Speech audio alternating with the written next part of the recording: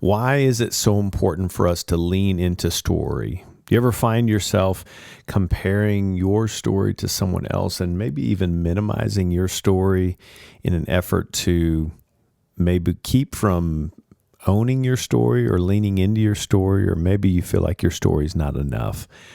Today, I want to talk about the significance of your story and why it's important for us to understand our own individual story.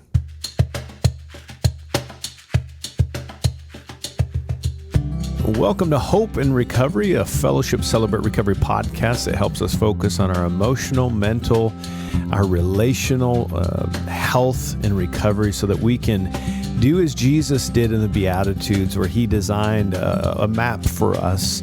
Through the Celebrate Recovery principles, we face our hurts, our hang-ups and habits, and even our relational struggles so that we can walk in the newness of life and not have to face those things on our own, but find our purpose in our pain, to find our calling as we find freedom from our hurts, hang-ups, and habits and broken relationships. I'm a grateful believer in Jesus Christ. I struggle with drugs and alcohol and perfectionism. My name is Rodney. I'm the pastor and ministry leader of Celebrate Recovery here at Rogers Fellowship, Celebrate Recovery, and we meet every Friday night. And it's so good to have you join me again here today. I love the feedback we're getting from some of you, and just want to keep saying this. Thank you for sharing this podcast and letting other people know. It's been fun. Just hearing some people say, I started listening to the podcast, and that's why I'm here. So you never know the impact of you sharing a podcast on social media platforms or shooting that to a text to a friend, a loved one, someone in your community.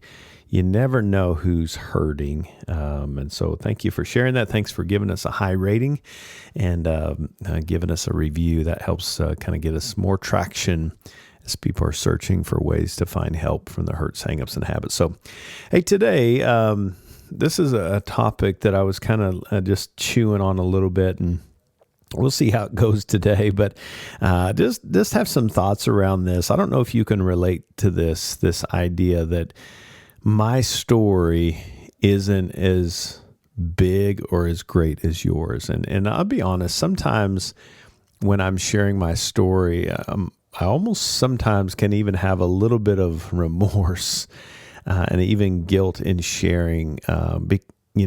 I've been through a lot of stuff, and sometimes it can feel like, man, should I share this? Because not everybody has a story like mine. And here's the thing, isn't it interesting how we compare each other's stories? Even me saying that out loud with you, my story is dramatic, and I know that yours may not be as dramatic. And here's the tension that I feel, and that is, I don't want you to hear my story and go, well, gosh, I guess I don't have a story. Because that is something just right out of the gate I want to kind of hit on the head, is sometimes it's tempting to minimize our story or our trauma. And trauma is not just what has happened to me, but what happened after the trauma, what happened after the pain. Someone that should have been there for me wasn't. Some of you have heard my story just with my stepdads, and the one particular one with being at the kitchen table. It was traumatic in itself, being at the table and experiencing abuse, but the trauma developed knowing that my mom, who should have been there for me, and I love my mom, we made peace, but I need to be honest that she should have been there for me, to fight for me, to protect me from that. And when she wasn't, that's what solidified the trauma. That's one of the reasons why you'll see someone, you could have two siblings, for example, that went through trauma, and one of them had somebody catch them well in that. They brought the pain, they brought the circumstances to a safe person, and it wasn't minimizing the pain. I don't know if it happened that way. Are you sure? I don't even know that it really even happened, because in our own pain and in inability to face and a tolerance for pain, we drop people. And the one that's caught in that space can have a completely different healing path than the one that wasn't caught. And so sometimes, so when I say trauma, not to get off on a tangent there, but it's tempting to minimize our story or our trauma. And sometimes you think, well, gosh, I wasn't abused, I wasn't raped, I wasn't sexually molested, so I guess my trauma isn't important enough. And the thing is, trauma is trauma. Our story is our story. And some people have experienced worse things than you and I. There's people that have experienced much worse than I have in my story, but it doesn't mean that it isn't big. Let me say that one more time. Just because your story, your experience may be less worse, or someone else's story is worse than yours, does not mean that your story isn't big.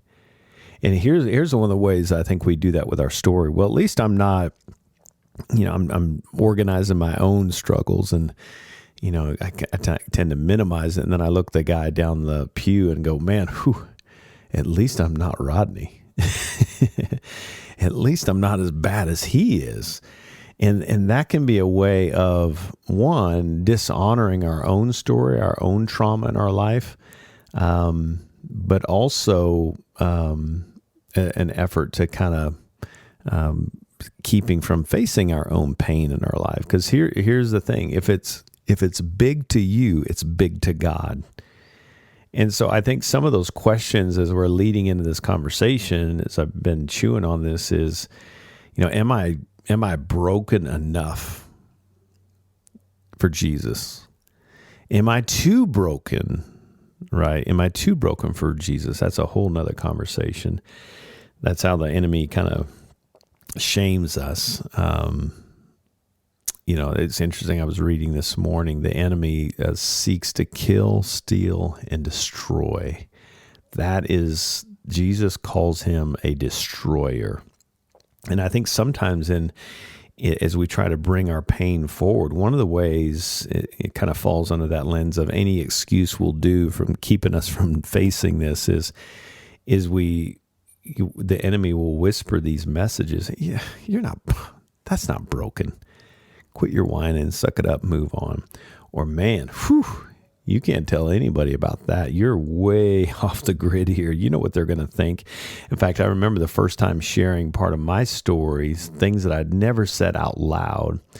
And as I said them, I expected in that small group experience for people to either run out of the room and find the pastor because they found the most broken guy on the planet, or they were going to laugh at me, or they were going to try to fix me because I was so messed up, and I was going to get 15 different versions of how I needed to fix my life. And it was so relieving that people didn't do that. But I think, again, back to the enemy, the destroyer, the stealer, the thief, the killer of life. Again, you've heard me say this before. The enemy doesn't create anything. He just tries to steal what's been already created. He tries to deceive us into thinking that what we have is not enough. And I think as we're talking about through the lens of story, my story is not enough.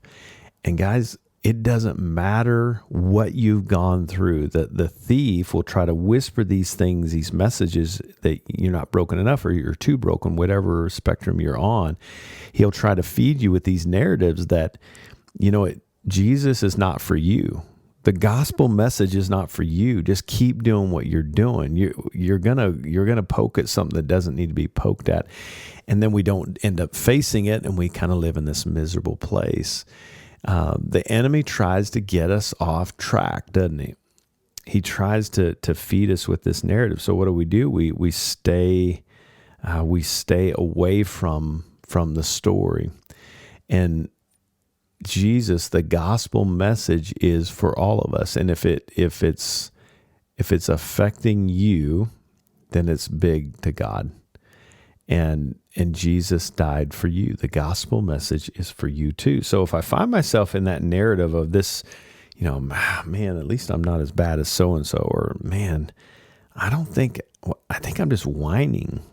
And maybe I'm not broken enough. And if it's big to God, it's big. If it's big to you, it's big to God. And so even if your story isn't as quote unquote as bad as the one next to you, it doesn't mean that it's not big. And so a good lens, a good question to ask myself in this space is, what's my posture toward my own brokenness? And am I being critical? Am I allowing shame to play? And it's interesting, shame in itself is just contempt toward myself. And it's interesting, sometimes we can just look at shame as just in the negative stuff, right? I'm going to have shame toward myself because I'm such a bad person. Sometimes shame can be disguised in the good stuff too, or the perceived good stuff.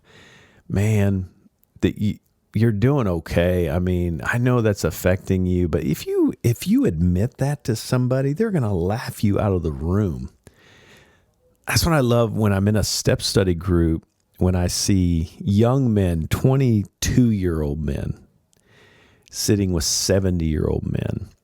And this comes up a lot. It's like I hear young men saying, I feel guilty talking about just trying to find my purpose in life and feeling insecure in my walk. And I'm hearing about you guys talking about, walking through wars and losing two spouses to, significant illness. And here's the thing. If it's big to you, it's big to God. And I love it when we can organize that, and we can just hear our pain, and we just create safety, that there's no prerequisites for walking into a Celebrate Recovery step study or a Celebrate Recovery general meeting night. We don't go through a checklist and say, all right, any abuse there? Okay, well, none of that. Well, let's just keep asking. All right, have you been addicted to anything? Nothing, no substance. Okay, well, let's keep going here. Maybe we'll let you in. Have you ever lost someone significant in your life? I mean, you have to be in a relationship for at least 10 years. Anybody like that? No, I haven't had. Okay. Gosh, man, I don't know. I don't know if you, why don't you come back in a few years and then we'll reevaluate. That's not what we do in Celebrate Recovery. If your pain has come online, then it's enough. Because here's the thing. I wish I would have learned this at a young age. If I would have listened to the pain and not let it fester. And I'm going to do a whole separate podcast on this, just the value of honoring our pain as a whole and what that looks like.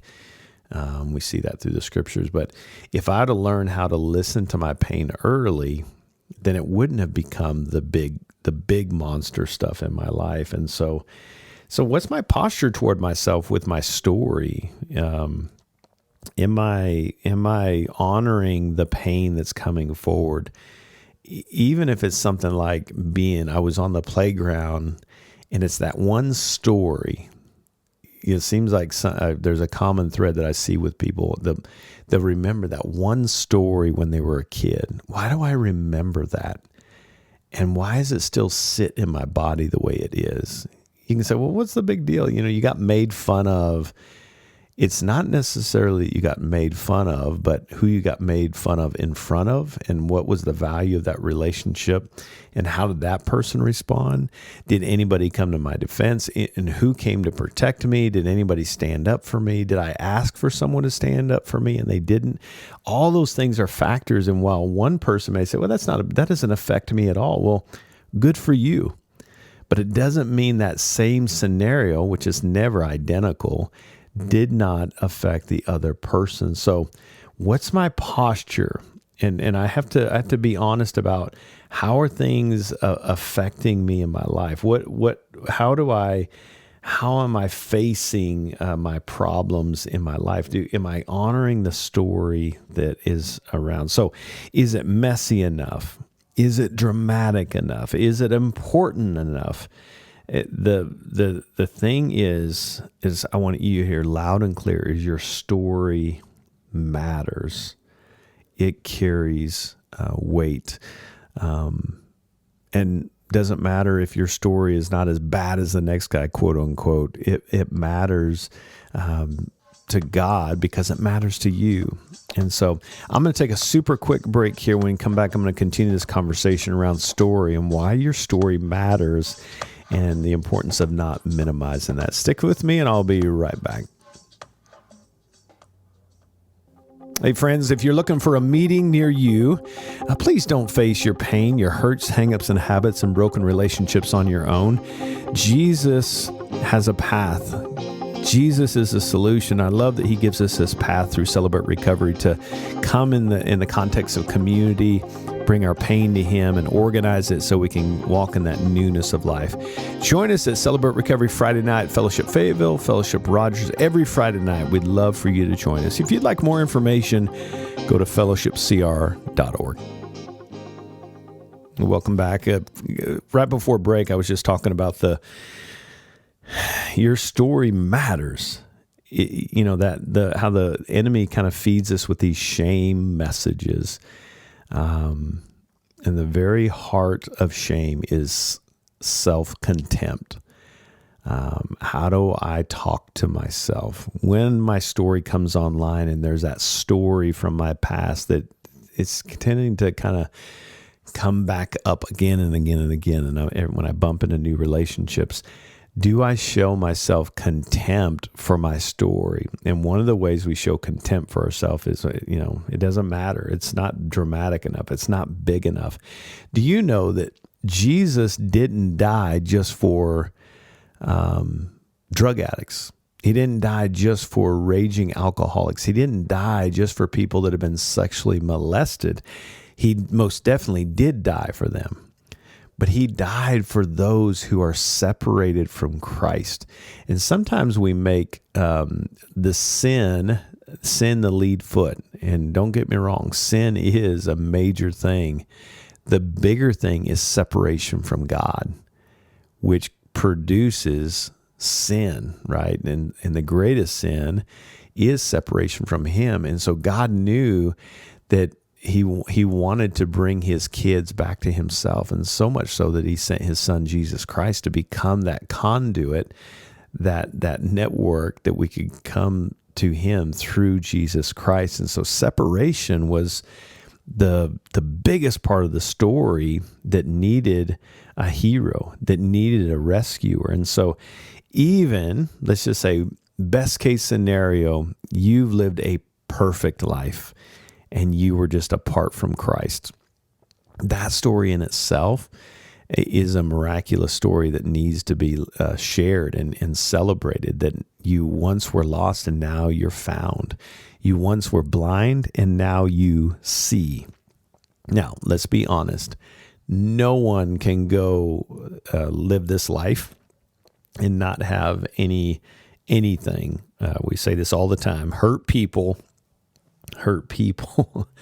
And so in that place, your story, if it's not the dramatic, really, really messy one, just pay attention to some of those things that can be indicators of what's some things that are telling me that maybe I need to lean into my greater story. And what I love about this, the gospel, in fact, the scriptures are all about storytelling. It's just one big story being told. And the way we model it in our life is to tell our story, the good, the bad, and the ugly, not to dwell on it so that we can honor it. And so I think some of those indicators for me that help me or cause me to lean into my story is how can I self-regulate when I'm in distress? Or does it feel like I just spin out, kind of getting back? It's difficult for me to get back to kind of that stable space. And so I'm kind of either highly over-regulated, we call that hyper arousal, or I'm in a place of hypo arousal where I'm just kind of numb and shut down. But when distress happens, do I have trouble getting back to that regulated place? Or do I have significant issues and problems with my relationships? I just keep bumping into people and I can't seem to have peace in my relationships. you can call that a behavioral issue, and maybe there is something there, and I'll have to own my part in that. But is there something in my past that I need to lean into so that I can understand why I have these interpersonal relationship struggles? Or I have trouble connecting with people. I have trouble connecting on an emotional, relational level, just in general. If someone shows me love, I can't take that in. You can say, well, that's just the way you are. That you're an Enneagram, whatever. We tend to label. But sometimes we just need to step back and say, what's the storytelling? What is my storytelling? And maybe there's a reason why I can't receive love and comfort and acceptance from other people. Or maybe I'm having a trouble doing it for myself. Maybe I'm just kind of in this self-contempt place. I love what Dan Allender says. He says, the hard work of life is not dealing with your own pain. The hard work of life is allowing yourself to experience comfort and kindness from others and from yourself. Now, isn't that interesting? Why is it hard for me to kind of sit with my own pain and give myself comfort and kindness?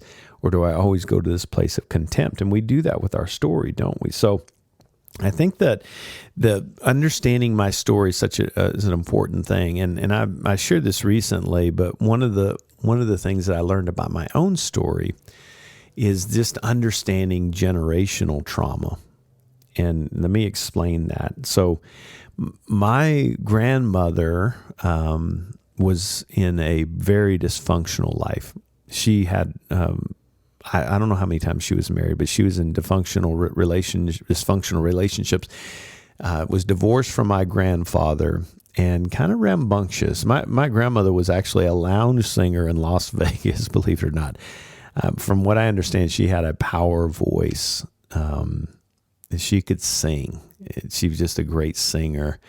My mom shared this with me. I'm assuming it's true. At least she believed it to be true, that she actually opened for Frank Sinatra on the Las Vegas Strip in one of those little lounges there on the Las Vegas Strip in the 50s. But anyway, she was a dysfunctional woman and a magnet to broken men. And she brought these dysfunctional men into my mom's home as a single mom.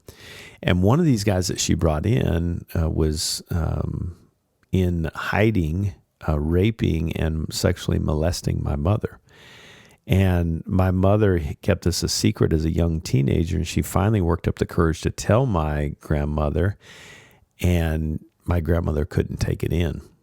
And so what did she do? She rejected her. She abandoned her. You talk about trauma. It wasn't just the rape and the sexual molestation. It was that the mom, the secure attachment, as we say in the counseling world, was not there for her, didn't catch her. And so she kicked her out of the house. You talk about trauma, and I don't even want to think about what she went through. But so while she's homeless, my grandmother goes to work. She just continues living her life. And she, after work, after having some drinks, goes up in a private airplane with one of her boyfriends, and they both had been drinking, and she crashes in the side of a mountain. She dies at the age of 36. And just a sad deal. Well, while my mother was homeless, they ended up finding her on the streets. She was passed out in a park where they found out she was pregnant with my older brother, and that's a whole nother story. He got adopted out, went into foster care because my mom was just a young teenager. But it's interesting to think about that. So I never met my grandmother, but I experienced generational trauma because, as I shared recently, that the pain that is not transformed will be transmitted. And this pain that my mother received was transmitted from my grandmother, whom I've never met. She was gone long before I came into the world. And she transmitted that pain on my mother. Well, guess what? My mother didn't face her pain, and she transmitted her pain onto me. And so you can just see the generational stuff. And so I realized through work in my recovery that I had some of this generational trauma that I needed to sort through, and I put my grandmother on my inventory, and I processed what she did, how it damaged me, how it affected me, even though it was not directly applied to me. It came down and spilled over through generations. And so leaning into our story, we can kind of understand what are those things that happened in prior generations. Was there adultery? Was there sexual abuse? Was there addictions? And how does that play out into the next generation? And again, we're not trying to make excuses. We're just trying to understand our story and honoring and showing that part, not contempt for my story, but leaning in and understanding my story can ultimately bring healing. But again, that's a dramatic story, and I'll be the first to say that. But it wasn't my dramatic story. It just affected me in negative ways, and I had to own my part in that. But leaning into my story helped me to organize it and find healing. And I don't remember who said this, but as we're thinking about organizing our story and telling our story, there's such power in trying to organize it, feel it, and then process it. Notice, organize it, invite it in, share it with another person, and have that be a safe person that looks us in the eye and with their eyes and even with their words saying, I'm so sorry you went through that. You didn't deserve that. That shouldn't have happened to you. But having that person share, and sometimes it's like, I wish you hadn't been embarrassed like that on the playground. That sounds really hard. And just sitting with someone in a presumably small story, but it was big to you, and just feeling the weight of that. Hey, this is big to you. It's big to me.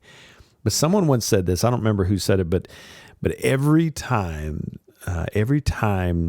we tell our story changes. Now, what do I mean by that? Is what's right front and center in my story is just blocking my vision from seeing anything in my life.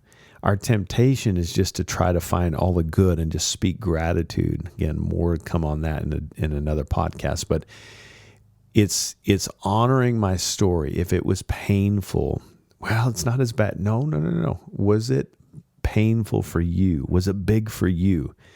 Not so that you get stuck there, so that we can organize it so that it doesn't become big for you and big for you for those that are around you. Was it big for you? And every time I can lean into my story, and I've shared my testimony, I don't know how many times in the last 18 years, just in Celebrate Recovery, countless times. Every time I share my story, there's another layer of healing. And here's a cool thing is, my vulnerability in sharing my story, even if I assume, this is not a big deal to you, but I want to be honest and vulnerable with you, even though it may not be big to you, my vulnerability about my story invokes vulnerability in your story.